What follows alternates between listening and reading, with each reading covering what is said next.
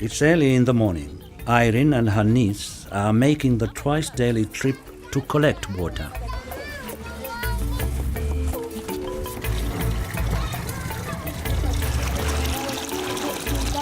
We normally draw our water from this kiosk. They open at 6 a.m.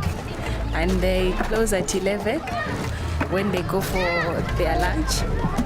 It's about 200 meters from my place. Here, most of the clean piped water is supplied by water kiosks, but as yet, there are no arrangements in place to deal with wastewater and sanitation. George Ndongwe, Managing Director of the Lusaka Water and Sewerage Company, is on one of his regular visits to Kanyama Water Trust. Right now we're entering Old Kanyama and we're going straight to the Water Trust office.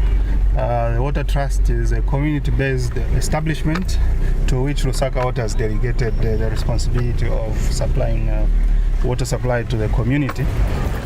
Now that the supply of clean water has been successfully tackled, he wants to know what can be done about sanitation. Laban is a scheme manager. I think he's a gentleman we are going to meet just now. He's actually waiting for us. How are you? Thank you, sir. Good. You're welcome. There is no sewage system in Kanyama. There is no space to dig a new latrine because all the space has been occupied. So the households find it very difficult to source for a new water, a new pit latrine, on their yards. Instead, they decide now to use flying toilets. All over Lusaka, more and more people are able to access clean water, and some even have a direct supply at home. But fewer than 10% of homes are connected to the waterborne piped sewerage system. In here, there are about 4 doors, so all of us, we use the same pit latrine.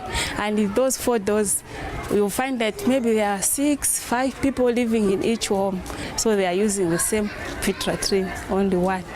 At times they become full and we are at risk, our health become at risk with diseases. This year we are lucky, there is no outbreak of cholera because the rains are not all that enough. But when the rains are enough, we experience cholera cases, diarrhea and vomiting. You can go and see it there. Irene's is a common problem in rapidly expanding informal settlements across Africa. It is nearly full, so we would like people from Kanyama Water Trust to come and empty it. What is clear is that sanitation has been neglected for a long time. And I think if we leave it the way it is, I think then we are sitting on a time bomb. It could work well if the service of the pit latrines or dislodging of the pit latrines is consolidated with the water, so that they do one payment while they are paying for 2 services, water and pit latrines. So how many kiosks do you have? We have got 130. We still have 130, we haven't increased. We are in the process of increasing. Okay. How many are you planning to construct now? 10. 10 more. Yeah. Okay.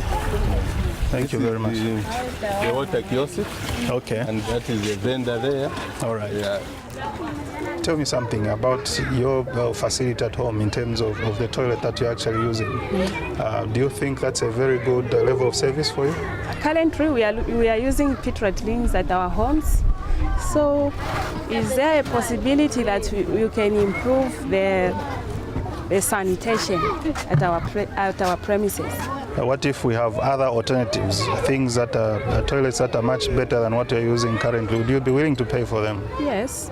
You think you can afford it? Yes. A good number of the people can afford it? Yes. The majority of Lusaka Water's customers live in low-income areas, and the company has a department dedicated to their needs. There's what I would call an innovative way of trying to build a reserve of funds to put in infrastructure for sanitation in the peri-urban areas.